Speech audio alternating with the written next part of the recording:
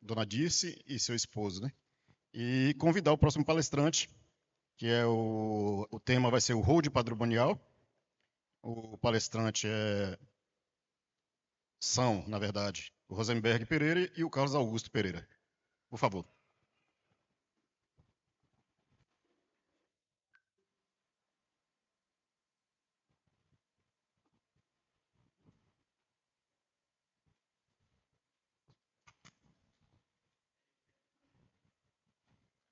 Bom dia a todos.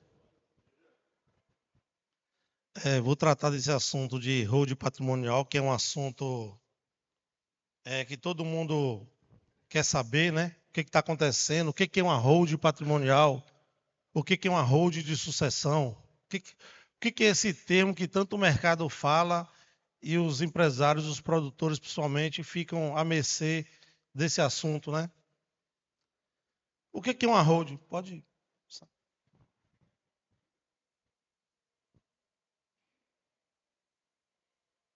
Primeiro nós vamos tratar aqui dos tópicos de o que é uma hold patrimonial de participações, entendendo o que é ela, entendendo o que é uma hold de participações, a importância do planejamento tributário com as holds e a importância do planejamento sucessório. Pode passar. O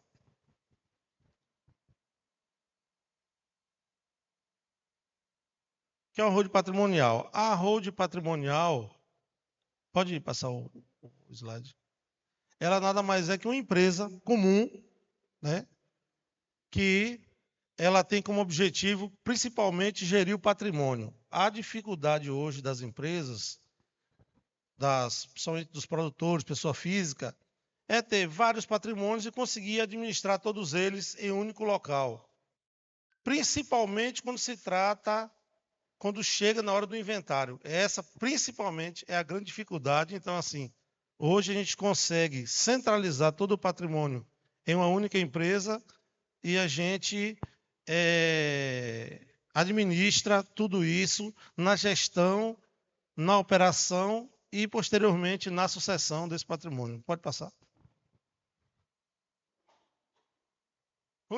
Hold de participações, ela é também uma empresa onde concentra as suas ações na administração de cota ou ações de outras empresas. A gente consegue tratar da sucessão nessa empresa, às vezes a gente consegue tratar da sucessão nessa empresa e consegue minimizar os impactos de inventário também nela. Pode passar.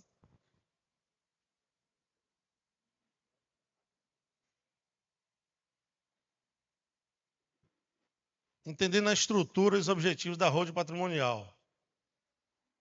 A hold patrimonial ela pode ser constituída com uma ou mais empresas que detêm a propriedade dos bens e investimentos dos sócios. Podemos, na estruturação da hold, na organização patrimonial e societária, definir, demonstrar toda a estruturação desse patrimônio nessas empresas. As holdings, muitas pessoas falam que ela pode blindar. Não existe blindagem em holding patrimonial. O que acontece nas holdings é mais uma camada que a gente cria para que a gente possa ter tempo de pensar e estruturar qualquer tipo de litígio que venha acontecer. Também a gente consegue, na holding, permite que os sócios otimizem a gestão dos bens e investimentos, garantindo maior eficiência na administração dos recursos financeiros. Com a holding patrimonial, a gente consegue gerir e administrar o patrimônio do sócio com alguns benefícios, alguns métodos que a gente consegue criar com essas empresas. Pode passar.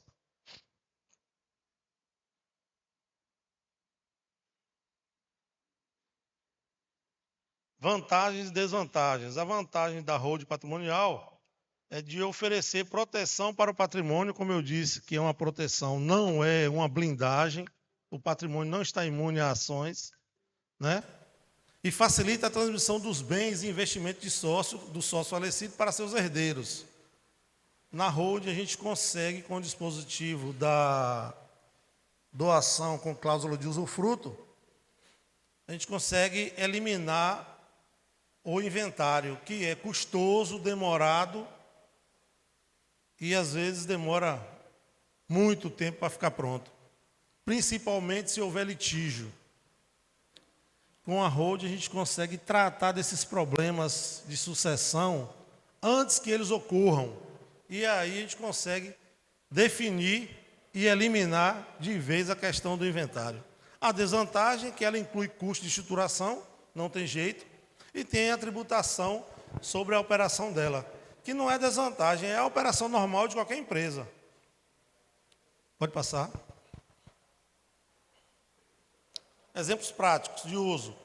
Hold patrimonial é uma estratégia eficiente para proteger o patrimônio familiar de falência empresarial ou de ações judiciais.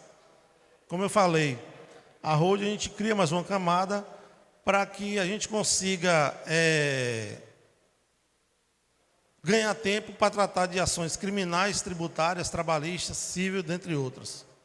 E separando o patrimônio pessoal do empresarial. Com a hold, a gente faz uma organização e hoje, quando você tem um patrimônio no seu nome, você confunde o patrimônio dos sócios com a operação e isso pode ter os riscos inerentes à atividade. Risco ambiental, risco tributário, risco trabalhista, risco criminal, dentre outros. A organização do patrimônio da hold é uma ferramenta útil para organizar, facilitando a gestão de transmissão dos bens, como imóveis, participação entre outras empresas, investimento financeiro e obra de arte. Pode ir.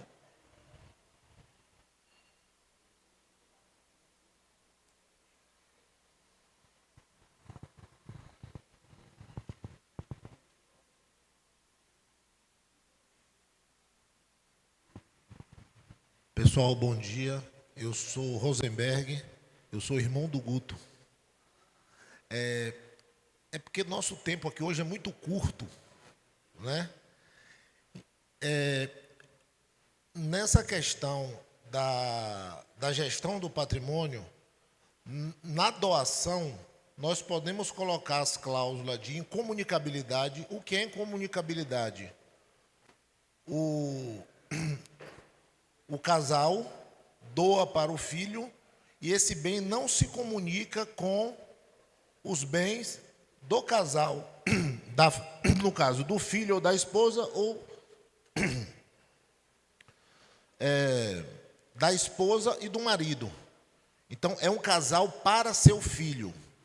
Não, é um patrimônio para seu filho, não é um patrimônio do casal que, porventura, venha receber. Segundo, pode ser gravado também com a reversão. O que é a reversão? Você faz a doação para seu filho ou sua filha, das cotas, faleceu, volta para os genitores. Aí nós temos outros instrumentos, que é o acordo de cotista, né? Que pode prever que, nesse caso, será doado para os netos. Passa diretamente para os filhos, para os netos do casal do patriarca e da matriarca da família. Mas uma coisa importante é que, se você, vamos supor, uma família tem 10 imóveis, você pode negociar com seus filhos quem quer ficar com o quê. Criamos 5, 6, 7, 8, 10 patrimoniais e cada empresa dessa fica com o filho, que já fica feita a divisão. O importante, que nossa experiência, que nós trabalhamos com isso desde 2007, é ter a gestão familiar, porque eu falo que esse processo é 50% psicológico e 50% estrutural. Tem que ter a gestão do patriarca e da matriarca nas vontades, que quando você deixa 4 irmãos conversando, os irmãos não brigam. Quem briga são os cunhados, as cunhadas, o sobrinho não respeita tio, fala coisa com tio que o irmão não fala. Então, é esse listígio todo que tem que ser gerado. E não adianta, pessoal, eu pegar duas pessoas, eu e o Guto, nós somos sócios, nós nunca brigamos. Mas nós temos um respeito e um ânimo. Nenhum dos nossos filhos vão fazer contabilidade. Então não adianta nós dois fazermos um arroz de contabilidade e deixar para nossos filhos. E tem que ser levado, na medida certa, à vontade. E essa questão, às vezes, de desmembrar o patrimônio em várias empresas, José ficou com, exemplo, essa fazenda. Ele não tem tino para a fazenda. Ele é um grande comprador e vendedor de imóvel. Ele vende a fazenda e vai comprar. Mas quando ocorrer o óbito dos dois, tem que ser dos dois, ele vai fazer isso. Então, além de tudo isso, essa questão emocional, a questão de integração da família, ela já é resolvida. Isso é feito, o processo desse amadurece, para vocês não acharem que é coisa rápida, é com 2, 3, 4, 5 anos. Né? Nós tivemos um caso de 12 herdeiros. Os irmãos, a primeira conversa foi criar grupo de afinidade. Criaram 5 grupos. Um ficou com outro, teve um que ficou com 3. O pai chegou para o mais novo, que é o braço direito dele, e falou assim: olha, você vai ficar com essa fazenda. Não, meu pai. Guto prefere ela, eu vou deixar para Guto. Porque se eu fico com ela, eu crio problema com Guto e cria problema para o senhor. Então é esse equilíbrio que nós buscamos trazer, entendeu? Porque isso não adianta o pai achar que ele vai fazer do jeito dele, da forma dele. Como diz Raul Seixas, né? Se fosse bom, não seria imposição. Impor. Na falta dele, a briga começa. Então, além do planejamento, coisas novas. Quarta-feira, nosso ministro Haddad deu uma entrevista. Imposto de renda 10%. Hoje o produtor rural paga, pessoa física, se eu não me engano é 5,5%, se não tiver despesa nenhuma, e jurídica dá 5,93% se for tributado o PIS e COFINS. Pessoa jurídica. Então, o que a Haddad disse ontem é que quando chegar lá, deu 5,93%, vocês faturaram 1 milhão, vocês têm que pagar 100, viu? O que ele disse quarta-feira é isso, traduzindo em miúdo. Se você faturou 1 milhão na atividade rural, recebeu mais 1 milhão de distribuição de lucro, que é isento, é 2 milhões, é 200, viu? É 10%. A ideia dele é essa, é tributar tudo. Né? Os 10 é de tudo, é de isento. Você teve aquele rendimento lá do financeiro, dos rendimentos de aplicação, que já ficou com ou 27,5, né? Ou com 15, coloca dentro, deu 10, não, completa, tributa de novo. Ele está criando o imposto de renda mínimo para as camadas mais altas, os ricos, né, que ele acha que funcionário público, me desculpe se tem algum, ele só vê o faturamento, ele não vê despesa não. Mas fulano fatura 1 milhão, ele não lembra que o cara gastou 1 milhão e 100, que aquele ano aquela produção deu prejuízo. Ele não consegue ver o custo, ele não consegue ver as despesas. Então, gente, isso tudo é uma forma, nas incertezas do Brasil, a família se posicionar e ficar numa forma confortável de gerir o seu patrimônio, de fazer sucessores, né? Tanto que tem uma parte do processo que nós conversamos com cada um separadamente. Teve casos que nós fizemos, nós fazemos levantamento, investigação mesmo. Fórum, débito, tudo da vida das pessoas nós investigamos. Por quê?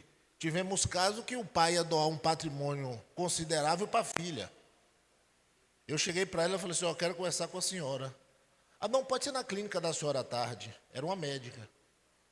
Cheguei na clínica, falei para ela assim, olha, a senhora não pode receber agora. Eu falei, por quê? A senhora tem 4 processos de improbidade administrativa lá no sertão da Bahia.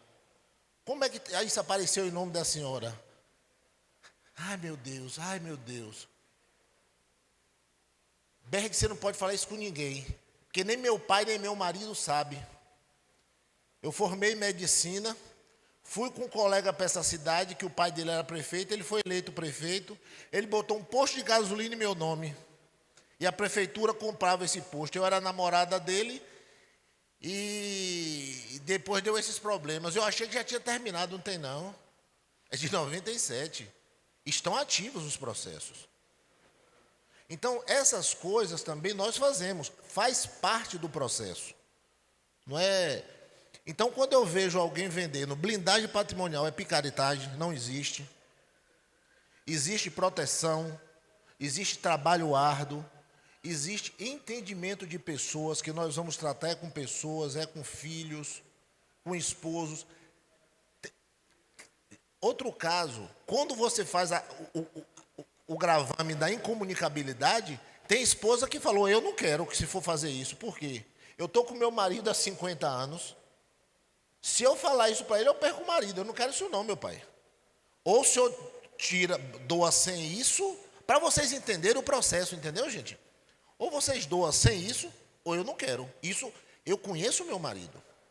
É eu falar isso com ele e ele sai pela outra porta. Então, todos esses nuances psicológicos, pessoais, coisa que pai não sabe de filho, coisa que pai não sabe de neto, nós temos que ter a sensibilidade de perceber tudo. Porque depois do passo dado, não conseguimos. E o mesmo Haddad, viu, gente? Ele tentou, não conseguiu. Não conseguiu. Mas isso está vão colocar na nova reforma. Na reforma tributária geral, que vai acabar com PIS, COFINS e ICMS. Ele tentou 40% na transmissão de patrimônio de pai para filho. E eu assisti uma entrevista dele que ele ainda falou desse jeito. É bom porque a pessoa não fica com a maldição de ganhar muito dinheiro e não fazer nada na vida. Quer dizer, se a pessoa for bem-sucedida, for rico, é preguiçoso na cabeça dele, né? Lógico. Pessoal, muito obrigado.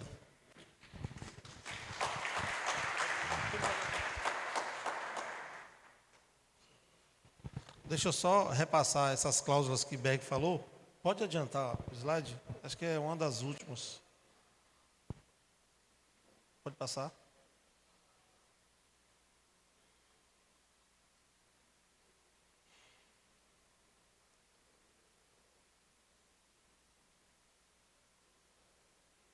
Pode passar.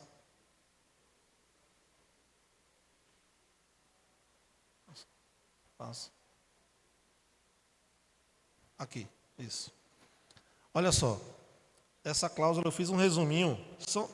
Tem algumas outras, mas essas são as principais, que é as cláusulas de proteção na doação. Inalienabilidade, que ele falou que impede o beneficiário venda ou doe o bem doado, né? Incomunicabilidade, garante que o bem doado não se misture com o patrimônio do cônjuge ou companheiro, que foi o que ele falou. Se a pessoa casada há bastante tempo, o filho pode questionar essa cláusula. Impenhorabilidade, protege o bem doado contra a penhora de credores do beneficiário. Reversão, que acontece do beneficiário que recebeu a doação falecer, esse bem volta para o patrimônio da empresa, né? Estabelece que em caso de falecimento do beneficiário, o bem reverta para o doador ou outro beneficiário designado. E a cláusula de usufruto, que é aquela cláusula que dá tranquilidade aos patriarcas e matriarcas. Ele doa tudo, onde a gente, com essa cláusula, a gente resolve a questão do patrimônio, do inventário, né? doa tudo e ele é usufrutuário desses bens até a sua morte. Então, com essa cláusula dá tranquilidade ao patriarca e matriarca para que possa fazer toda a parte de sucessão tranquilamente, sem afetar a operação, sem afetar a decisão que é dele, que foi ele que construiu. Então, eu vou abrir agora para perguntas, para ver se alguém quer tirar alguma dúvida, algum questionamento.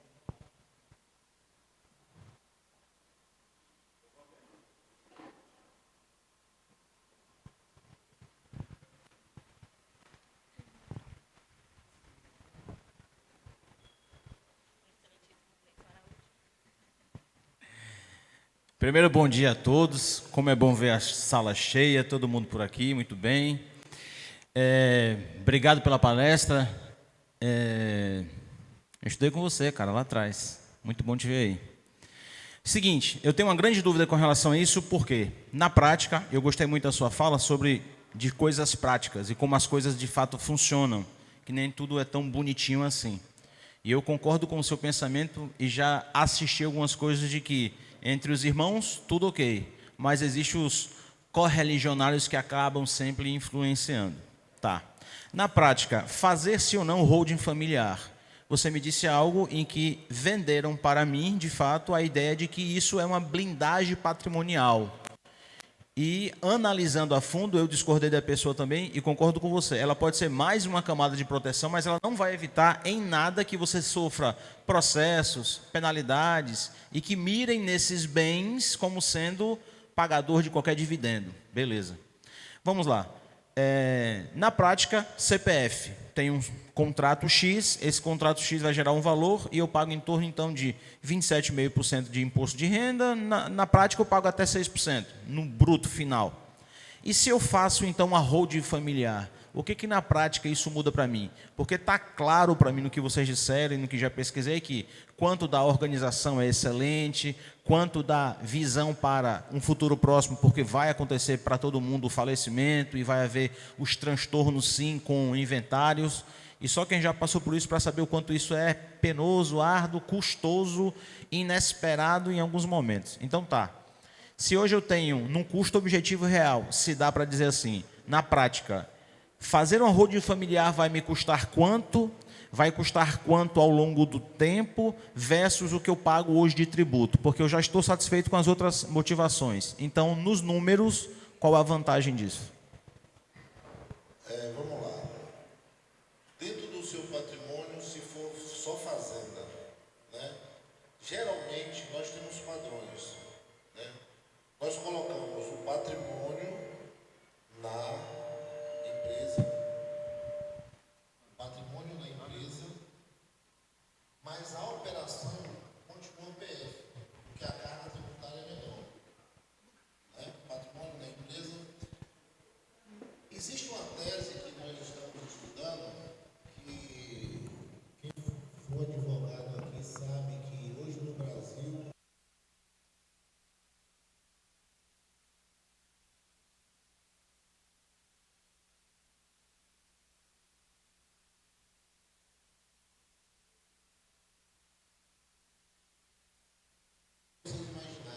e o resultado é previsível. Hoje não está assim. Hoje o resultado está imprevisível, sendo mais assertivo.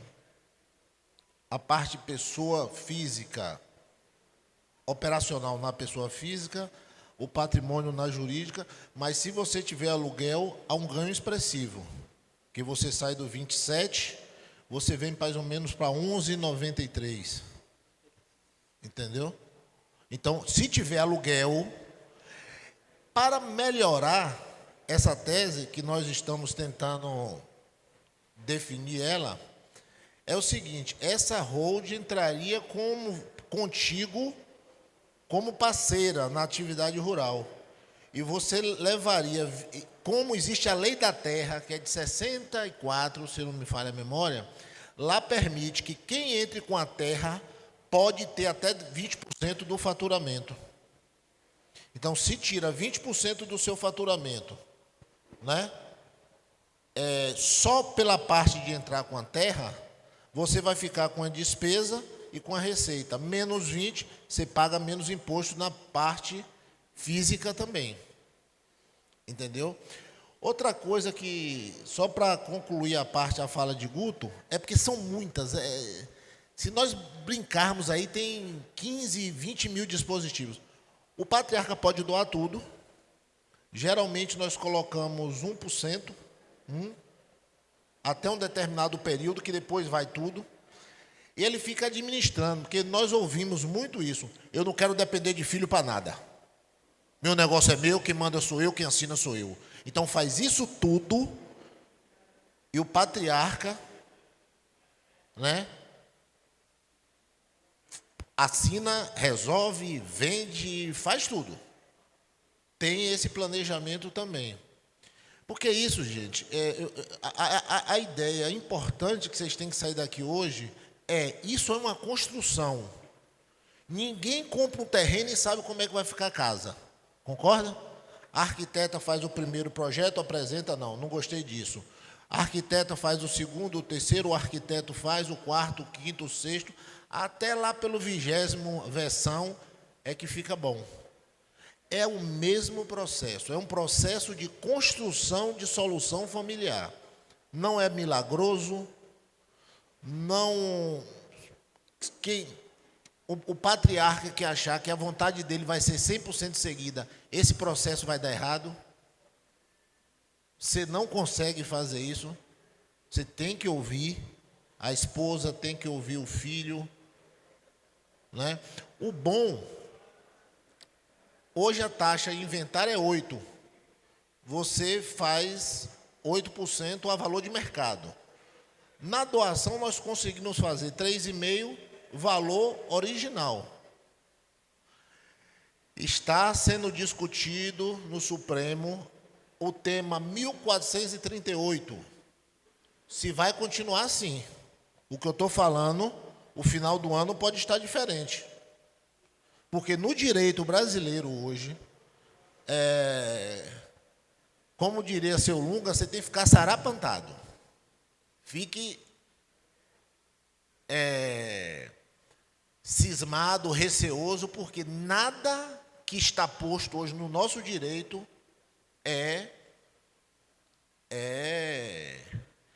Sai uma portaria do Ministério, é verdade absoluta, obrigado, Guto.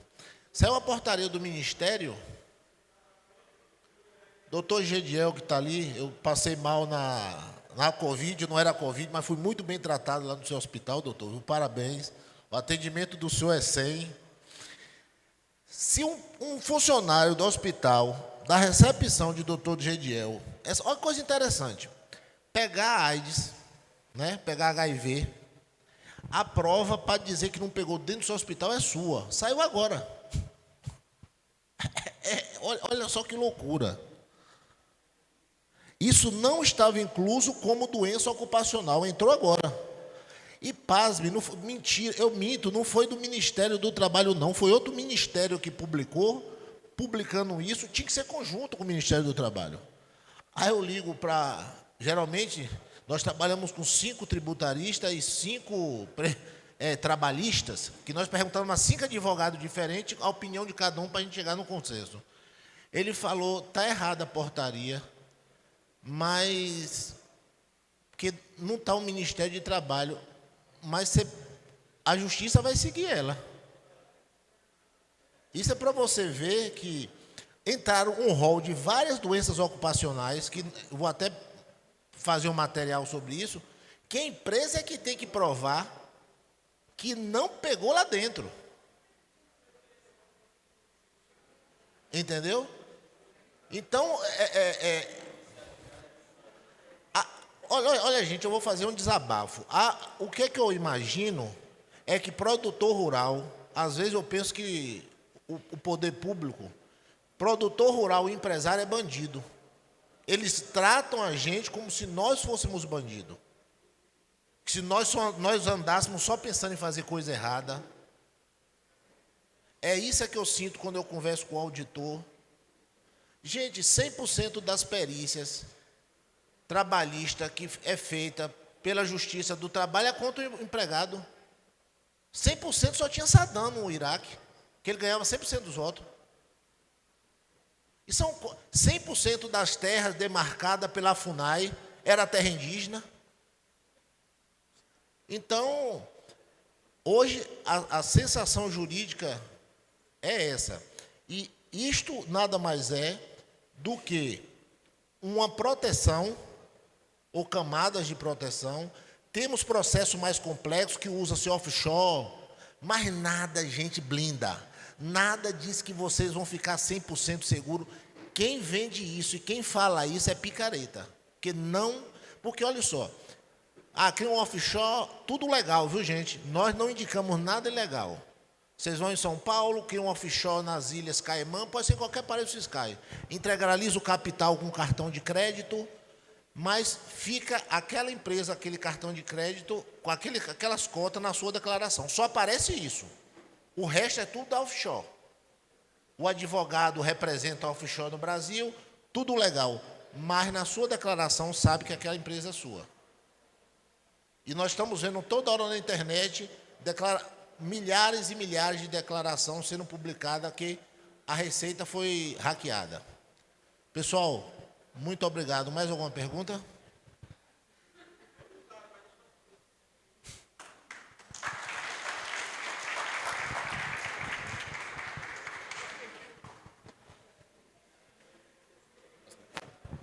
Bom, agradecer aqui ao Carlos Augusto e ao Rosenberg. Deixar uma pequena lembrança das PECs para vocês. Vocês vão até precisar, né? Que vocês estão meio faltoso de um telhadinho aí. O tema é de suma importância, né? Eu acho que eles estão por aqui até o meio-dia, devem almoçar aqui com a gente. Quem tiver interesse em tirar mais algumas dúvidas, eles vão estar aí embaixo, né?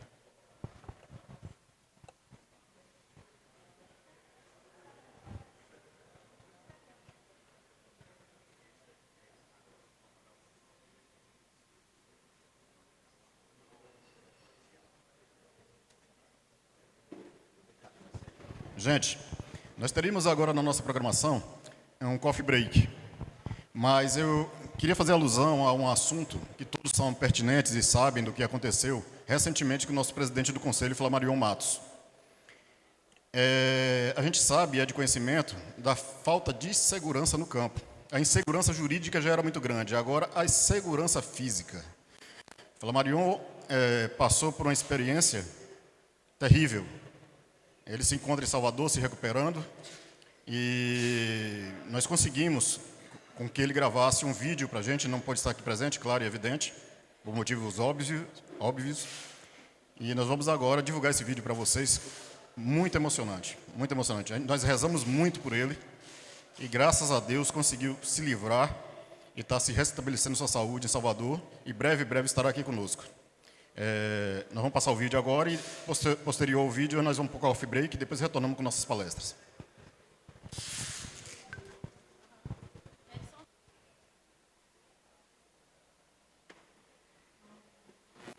Pessoal aí do fundo, por favor, peço silêncio um pouquinho, só para a gente ver o vídeo aqui.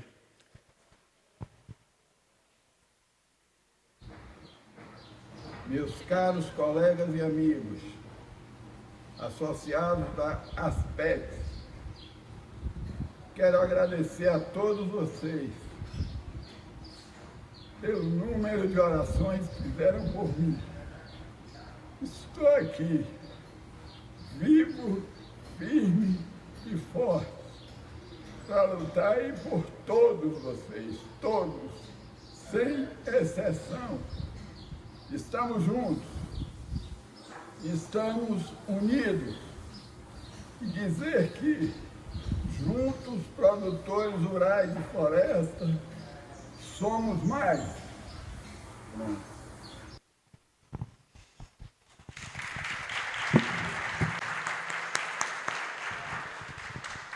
É muito difícil, né?